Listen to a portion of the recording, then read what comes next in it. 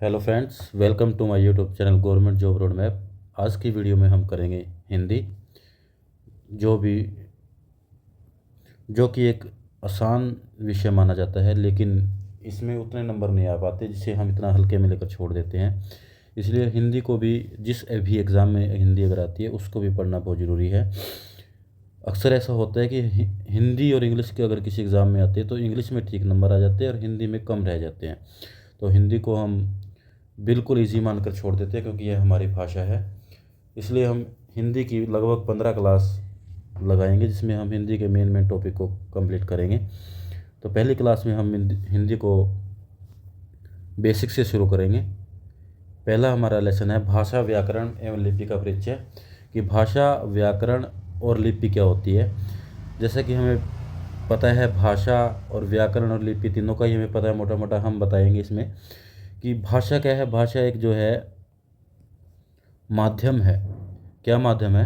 भाषा के माध्यम से हम अपने भाव एवं विचार दूसरे व्यक्ति तक पहुंचाते हैं तथा दूसरे व्यक्ति के भाव एवं विचार जान पाते हैं। तो भाषा ही वह साधन है जिससे हम अपना इतिहास, संस्कृति, संचित ज्ञान, विज्ञान एवं अपनी महान परंपराओं को जान पाते हैं। तो भाषा क्या है? एक माध्यम है। क्या माध्यम है? भाव और विचार दूसरे व्यक्ति तक पहुंचाने का और दूसरे व्यक्ति के भाव विचार जानने का। तो भाषा क्या है? एक माध्यम है।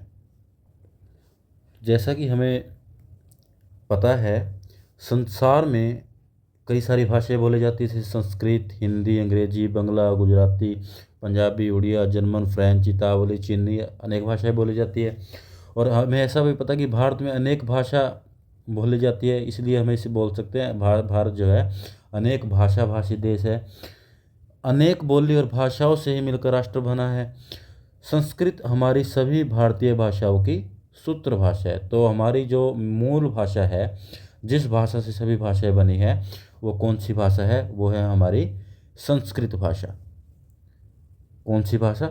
संस्कृत भाषा। तो और वर्तमान में हिंदी हमारी राजभाषा है। तो इस बात का ध्यान रखना है, ये हमारी राजभाषा है। राजभाषा मतलब एक होता है राष्ट्रीय भाषा। राष्ट्रीय भाषा हमारी कोई भी नहीं है।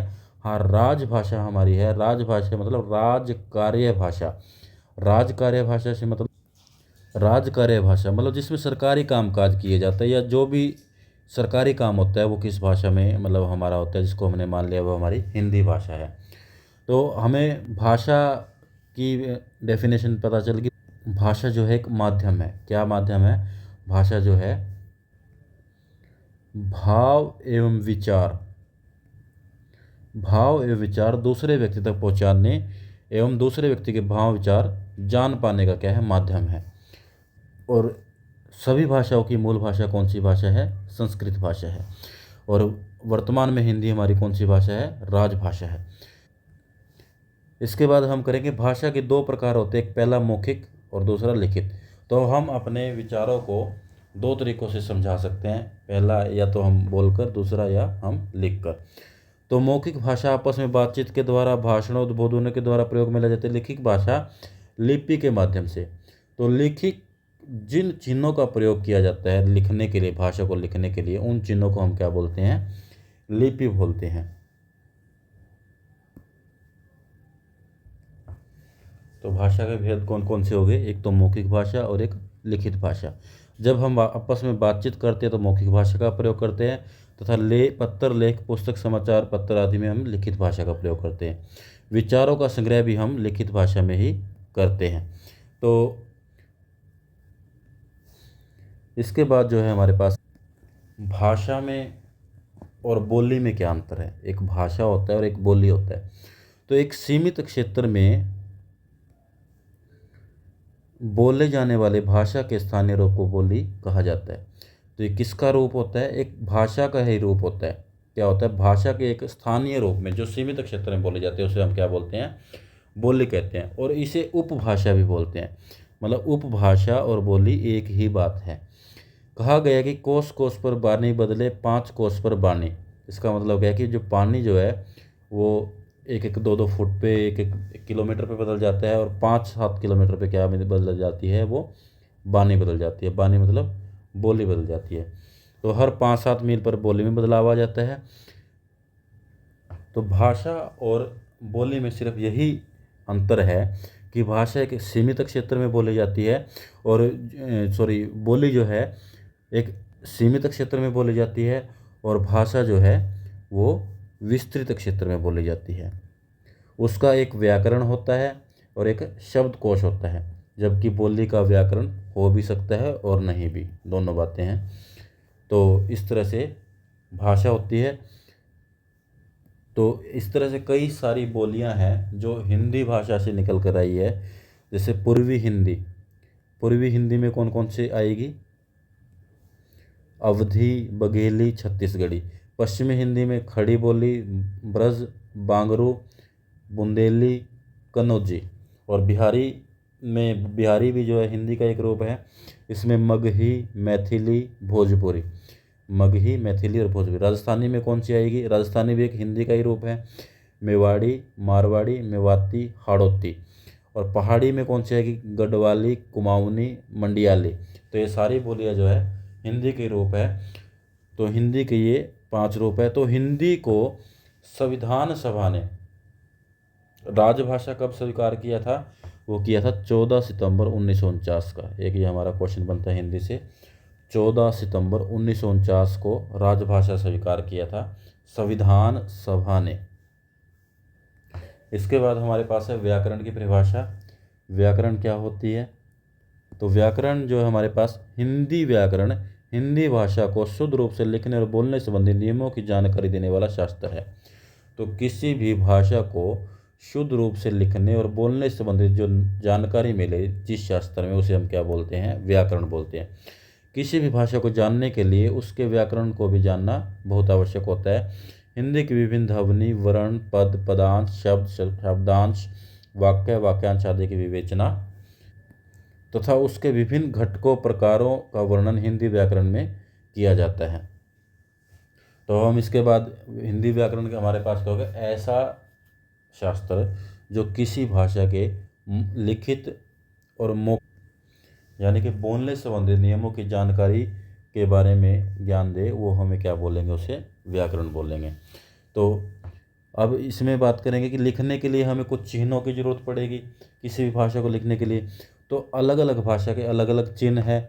तो उन्हीं चिन्हों को हम क्या बोलते हैं? लिपि बोलते हैं।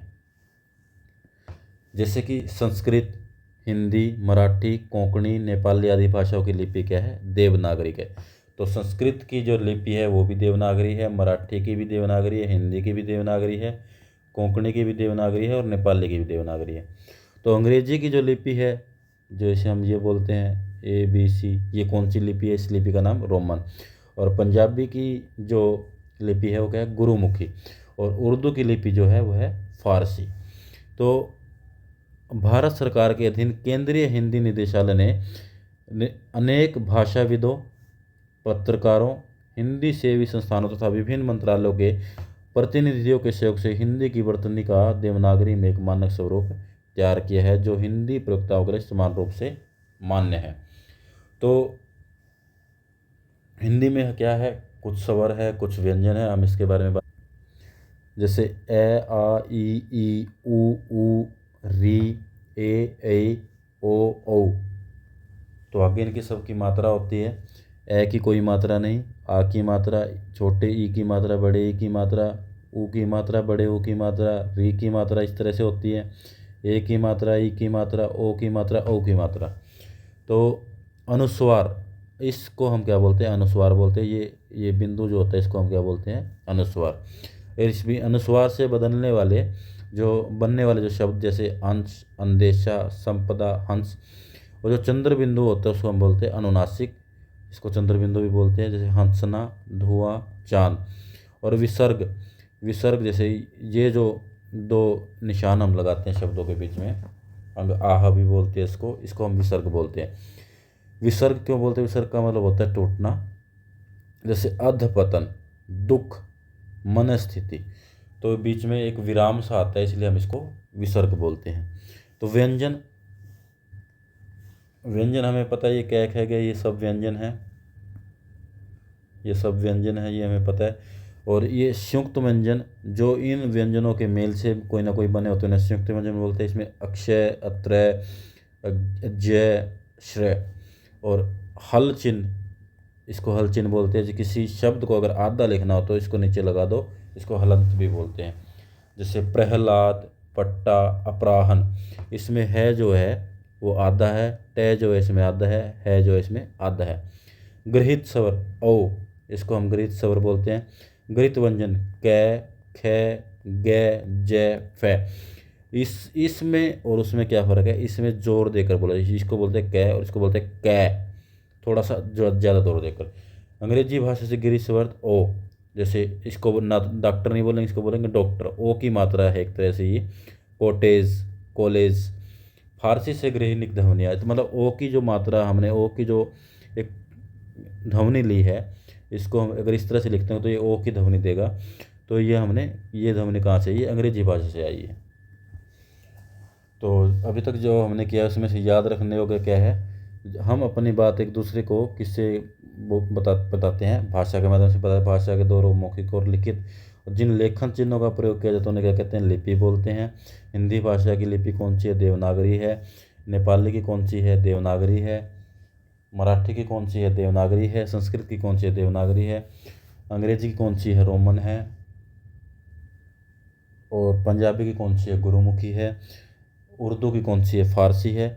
तो ये सब हमने किया है। बोली और उपभाषा में हमने, बोली और उपभाषा कैसे बोलते हैं, जो स्थानीय क्षेत्र में बोली जाती है, कम विस्तृत क्षेत्र में बोली जाती है, सीमित क्षेत्र में बोली जाती है, उसको उपभाषा बोलते हैं। हिंदी की 18 से 22 बोलियाँ या 5 उपभाषाएँ हैं।